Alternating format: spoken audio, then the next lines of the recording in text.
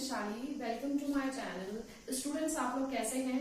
Hope कि आप लोग अपने यूनिवर्सिटीज एग्जाम्स का जो सिलेबस आपको प्रेस्क्राइब किया गया है वो आप प्रिपेयर कर रहे होंगे। उसमें अगर आप लोगों को कोई भी प्रॉब्लम आ रही है तो आप कमेंट के द्वारा मुझे वो सिलेबस भेज सकते हैं, क्वेश्चंस भेज सकते हैं। ऐसी मैंने रिक्वेस्ट आपको पहले करी थी, तो बहुत सारे स्टूडेंट्स ने मुझे कुछ सिलेबस फॉरवर्ड किया था, जिसमें से एक रिक्वेस्टेड चैप्टर था फ्रैक्शनल प्रोग्रामिंग का। ओके, सो फ्रैक्शनल प्रोग्रामिंग का जो टॉपिक है हम वो स्टडी करते हैं NLPP के अंदर, that means non linear programming problem के अंदर। ठीक है, सो बहुत सारी यूनिवर्सिटीज हैं जिसमें नॉन लीनियर प्रोग्रामिंग प्रॉब्लम आपको ऑपरेशन रिसर्च के अंदर ही एक यूनिट दी जाती है। उस यूनिट के अंदर आप फ्रैक्शनल प्रोग्रामिंग को स्टडी करते हैं। ओके, और बहुत सारी यूनिवर्सिटीज में डायरेक्टली एक सब्जेक्ट बना दिया जाता है नॉन लीनियर प्रोग्रामिंग प्रॉब्लम का, जिसमें फर्दर और भी बहुत सारे टॉपिक्स या यूनिट्स कवर होती है। ठीक है, तो आपके यूनिवर्सिटी में जो भी हो, बट आज का जो हमारा टॉपिक रहेगा डिस्कशन का वो रहेगा फ्रैक्शनल प्रोग्रामिंग के ऊपर। ओके, सो मैंने क्या किया है कि फ्रैक्शनल प्रोग्रामिंग को अकॉर्डिंग टू मी मैंने फ्रैक्शनल प्रोग्रामिंग को दो पार्ट में सोचा है डिस्कस करने का। पार्ट 1 जो मेरा होगा उसमें मैं आपके साथ डिस्कस करूंगी कंसेप्ट, जो कि आप बोर्ड में देख ही रहे होंगे। इसका मैथमेटिकल रिप्रेजेंटेशन, इसकी स्टार्टिंग कहां से हुई वो, उसका मैथमेटिकल फॉर्मेट कि क्वेश्चंस किस फॉर्मेट में आएंगे और कौन सा प्रोसेसर हम अप्लाई करते हैं इसको सॉल्व करने के लिए। ओके, और जो नेक्स्ट पार्ट होगा पार्ट 2, उसमें मैं आपके साथ कंसेप्ट से रिलेटेड कुछ डिस्कस नहीं करूंगी। उसमें हम सिर्फ एक क्वेश्चन सॉल्व करेंगे, और आपको पता है कि इस तरीके के जो टॉपिक्स हैं उनके क्वेश्चंस बहुत लेंथी हैं, तो उसमें हम स्टेप बाय स्टेप सारे स्टेप्स कवर करते हुए क्वेश्चंस को टोटली डिस्कस करेंगे, ताकि फर्स्ट पार्ट जो मैं आज आपको कराऊं आप ध्यान से सुनिए करूं आपके साथ। आप उसको मेरी वीडियो देखने के बाद अपनी बुक में उस चैप्टर को ओपन करेंगे। ओके, NLPP के अंदर उस चैप्टर को ओपन करेंगे। फर्स्ट 3 या 4 पेजेस आपका वो सारा कंसेप्ट पार्ट होगा जो मैं आपके साथ आज डिस्कस करूंगी।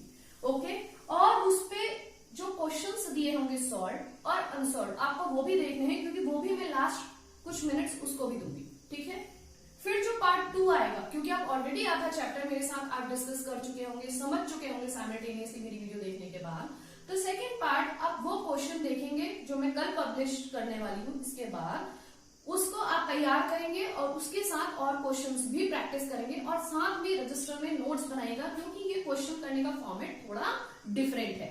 अगर आप एक या दो क्वेश्चन अपने लिए शॉर्ट नोट्स टाइप के बना ले, सॉल्यूशन टाइप का बना ले, तो एग्जाम में it will be handy for you. आप आसानी से उसको देख के आराम से कर सकते हो। ठीक है, तो चलो स्टूडेंट्स, आई होप कि आपको समझ में आया हो पूरा प्रोसेसर कि मैं किस तरीके से स्टेप बाय स्टेप इस चैप्टर को कवर करने वाली हूँ। सो हम स्टार्ट करते हैं फ्रैक्शनल प्रोग्रामिंग के बारे में। ठीक है, so fractional programming is a kind of mathematical programming. ठीक है, लेकिन इस फ्रैक्शनल प्रोग्रामिंग को लीनियर फ्रैक्शनल प्रोग्रामिंग भी कहा जाता है। आपको ध्यान में रखना होगा कि फ्रैक्शनल प्रोग्रामिंग को लीनियर फ्रैक्शनल प्रोग्रामिंग कहा जाता है, लेकिन इसको रखा जाता है नॉन लीनियर प्रोग्रामिंग प्रॉब्लम के यूनिट के अंदर। तो बहुत सारे स्टूडेंट ये पूछ सकते हैं कि ऐसा क्यों है, उसको लीनियर प्रोग्रामिंग में ही क्यों नहीं स्टडी किया जाता। तो देखिए, सबसे पहला तो इसमें यह है कि हम जब इसका मैथमेटिकल रिप्रेजेंटेशन पढ़ेंगे तो आपको ये चीज बहुत क्लियरली समझ में आएगी। ओके, तो ये क्वेश्चन मैं अभी रोक देती हूँ, इसमें आऊंगी मैं दोबारा। इससे पहले मैं 2 शॉर्ट स्टेप्स लेना चाहूंगी। पहला कि फ्रैक्शनल प्रोग्रामिंग की जो स्टार्टिंग हुई, जब किसने इसका एग्जाम्पल डिस्कस किया, वो थे मैथमेटिशियन J.R. इजबेल और W.H. मार्लो। इन्होंने 1956 में इसका एग्जाम्पल रिप्रेजेंट किया, जिसके बाद फ्रैक्शनल प्रोग्रामिंग हम लोग नॉन लीनियर प्रोग्रामिंग के अंदर चैप्टर के रूप में स्टडी करने लगे। ओके, या ये टेक्निक हम लोग स्टडी करने लगे। फाइन, अब जो एल्गोरिथम या प्रोसेसर हम लोग यूज करते हैं फ्रैक्शनल प्रोग्रामिंग का, उसको कहते हैं fractional programming algorithm. That means जो मेथड है वो फ्रैक्शनल एल्गोरिथम के नाम से जाना जाता है। ठीक है, अब थर्ड पॉइंट कि इसके अब मैथमेटिकल रिप्रेजेंटेशन में आते हैं। ठीक है, तो बहुत अच्छे से समझिएगा। देखिए, मैथमेटिकल रिप्रेजेंटेशन आपने लीनियर प्रोग्रामिंग का भी समझा है, NLPP का भी समझा है, और अब हम समझते हैं फ्रैक्शनल प्रोग्रामिंग का। सो हमारे पास जो ऑब्जेक्टिव फंक्शन होता है वो मैक्सिमाइजेशन टाइप का होता है, तो वो तो हो गया मैक्स जेड।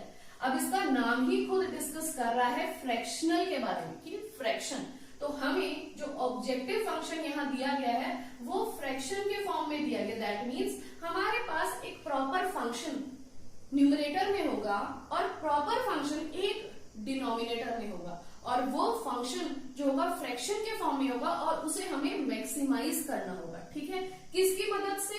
जो 2 कंस्ट्रेंट या 3 कंस्ट्रेंट, जितने भी कंस्ट्रेंट हमें दिए गए होंगे जो कि लीनियर कंस्ट्रेंट होंगे। ठीक है, लीनियर कंस्ट्रेंट होंगे, जिसको आई होप आपको पता होगा कि ये मैट्रिक्स रिप्रेजेंटेशन है कंस्ट्रेंट का। ठीक है, अब ये सब चीजें डिपेंड किस पे है? वेरिएबल्स पे। जो वेरिएबल्स हमारे कहलाते हैं डिसीजन वेरिएबल्स, जो कि नॉन निगेटिव होते हैं नेचर पे, और उन वेरिएबल्स पे ही हमारे कंस्ट्रेंट और हमारी ये फंक्शन वैल्यू डिपेंड करती है। ठीक है, तो भाई ये तो है हमारा मैथमेटिकल रिप्रेजेंटेशन फ्रैक्शनल प्रोग्रामिंग का। ठीक, अब ईच टर्म यूज देखते हैं क्या रिप्रेजेंट करती है। देखिए यहाँ पे आपके पास जब आप प्रोग्रामिंग पढ़ते हुए एलपीपी, तो हमारे पास यूजुअली cx प्लस cx के फॉर्म में वैल्यू होती है ना, z is equals to cx हम यहाँ लिखते थे। लेकिन जब हम फ्रैक्शनल प्रोग्रामिंग के बारे में बात करेंगे तो हमारे पास 2 डिफरेंट फंक्शन है और दोनों डिफरेंट फंक्शन इंडिविजुअली वर्क करेंगे, ये आपको ध्यान में रखना होगा।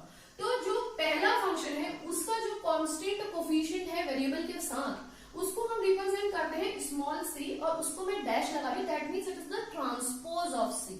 ओके, सो c खुद में एक मैट्रिक्स है जो कि एक कॉलम वेक्टर या कॉलम मैट्रिक्स की तरह हमें वैल्यू देगी। आई होप आप समझ रहे होंगे ना, क्योंकि हमारे पास एक सिंगल ही वैल्यू रहती है। ठीक है, अब ये है कैपिटल C और इसके ऊपर है dash, that means transpose of C, और जो रिप्रेजेंट हो रहा है कैपिटल C से। सो x आपका वेरिएबल स्मॉल c, और आप चाहे तो यहाँ लिख सकते हैं capital C Rn×1 column vector, ये सारे कॉलम वेक्टर है। ठीक है, सो यहाँ पे बात समझने की ये है, जब हम क्वेश्चन करते हैं तो हमें ये ध्यान में रखना होता है कि कोफिशिएंट जो पहला जो ऊपर न्यूमरेटर में जो फंक्शन आया है उसका कोफिशिएंट और जो डिनोमिनेटर में फंक्शन आया है उसके कोफिशिएंट हमारे लिए वर्क कब करेंगे? जब हम टेबल बनाएंगे। आप ध्यान करिएगा, इस समय जो मैं बता रही हूँ उसको विजुअलाइज करिएगा। जब हम सिंप्लेक्स करते थे ना, सिंप्लेक्स की टेबल जब हम सॉल्व करते थे तो वहां हम सीजे रखते थे। तो ये जो एक्चुअली सी है, सी स्मॉल सी डैश और capital C dash, this is nothing other than your CJs. ये सीजेस का काम करेगा, जहां पे हम रिप्रेजेंट करेंगे स्मॉल सी से और फिर रिप्रेजेंट करेंगे कैपिटल सी से। तो आप जो यहाँ पे वर्क करोगे फ्रैक्शनल प्रोग्रामिंग के अंदर, वो डुअल वर्क होगा, 2 बार हर चीज वर्क करेगी। देखिए कोफिशिएंट 2 आए, ऑब्वियसली z भी 2 आ जाएंगे, डेल्टा जे भी 2 आ जाएंगे। इसीलिए मैं आपसे कह रही हूँ कि अभी आप इसका मैथमेटिकल रिप्रेजेंटेशन बहुत अच्छे से समझिए, इसके बाद हम स्विच करेंगे क्वेश्चंस पे। ठीक है, और प्लीज एक बार फिर रिपीट करती हूँ कि अपनी बुक को जाके इस वीडियो को देखे जरूर देखिएगा, अदरवाइज आप नहीं देखेंगे तो भूल जाएंगे। ओके, अब आते हैं ए आपको पता है कि ए हमें मैट्रिक्स है जो mn×n मैट्रिक्स बनती है, और जो कोफिशिएंट मैट्रिक्स बनती है किसकी? जो हमारे कॉन्स्टेंट्स होते हैं उनकी, है ना, कॉन्स्टेंट्स में आने वाले कांस्टेंट कोफिशिएंट्स की मैट्रिक्स। अल्फा और बीटा एक नया कांस्टेंट है, स्केलर वैल्यूज है जो आपने पहले नहीं देखी, जो फर्स्ट टाइम यूज हो रही है। सो अल्फा है यहाँ पे यूज किया गया है, बीटा यहाँ पे यूज किया गया है। तो जो अल्फा कांस्टेंट वैल्यू है वो हमारे पास है न्यूमरेटर में। ठीक है, न्यूमरेटर में एक कांस्टेंट जोड़ा गया है जिसको हम कहते हैं अल्फा, जो कि स्केलर नेचर का है। ठीक है, और बीटा हमें डिनोमिनेटर में जोड़ा गया है, किसके साथ? जो आपको लीनियर फंक्शन मिलेंगे उसके साथ एक एक्स्ट्रा टर्म जोड़ी गई है। ओके, या एक एक्स्ट्रा स्केलर वैल्यू जोड़ी गई है। अब बात करते हैं डैश की, स्मॉल सी डैश और कैपिटल सी डैश। मैं आपको बता चुकी हूँ, वो ट्रांसपोज बताते हैं मैट्रिक्स का। ठीक है, अगर आपको मैथमेटिकल रिप्रेजेंटेशन समझ में आ गया हो तो अब आते हैं एग्जाम्पल्स की तरफ कि इस जो हमने रिप्रेजेंटेशन समझा, इसकी एक्चुअल रिप्रेजेंटेशन अगर हम कांस्टेंट कोफिशिएंट्स की वैल्यू डाल दें तो वो कैसा दिखाई देगा। ठीक है, चलिए अब यहाँ पे देखिए जो हमारा ऑब्जेक्टिव फंक्शन है वो है मैक्सिमाइज z। मैं यहाँ कंपेयर करते चलती हूँ ताकि आप लोग समझ जाए। तो मैक्सिमम z, मैक्सिमाइज z, ये हो गया हमारा पहला फंक्शन, ये है हमारा दूसरा फंक्शन जिसको हमने फ्रैक्शन के फॉर्म में लिखा है। तो ये जो पहली चीज थी वो यहाँ पे आ गई, ये जो दूसरी चीज थी वो यहाँ पे आ गई। ठीक है, अब आप यहाँ पे देख सकते हो कि ये एक लीनियर फंक्शन ही है जो 2 डिसीजन वेरिएबल x1 x2 पे डिपेंड कर रहा है। लेकिन अगर आप देखना चाहें तो यहाँ पे कोई कांस्टेंट वैल्यू नहीं है, यहाँ पे एक कांस्टेंट वैल्यू है जो कि है 1। अगर यहाँ पे कांस्टेंट वैल्यू नहीं है तो जो ये अल्फा है ये हो जाएगा 0 और बीटा आपका हो जाएगा 1। ठीक है, तो ये हमारी यहाँ पे हो गई कांस्टेंट वैल्यूज। तो ये मैंने आपको बताया कि Cx कैसे रिप्रेजेंट करेगा और अल्फा और बीटा किस तरीके से रिप्रेजेंट करेंगे, ये ध्यान से समझिएगा। यही क्वेश्चन कल मैं आपके साथ पूरा डिस्कस करूंगी इसके सॉल्यूशन के साथ। ठीक है, ये हमारे पास दो लीनियर कंस्ट्रेंट दिए गए हैं। जो दो लीनियर कंस्ट्रेंट है वो x1 x2 पे डिपेंड कर रहे हैं। अब आप यहाँ पे फिर एक चीज देखिएगा कि जो सॉल्यूशन हमें कंस्ट्रेंट मिले हैं उसमें जो सिंबल है वो लेस देन इक्वल टू का है।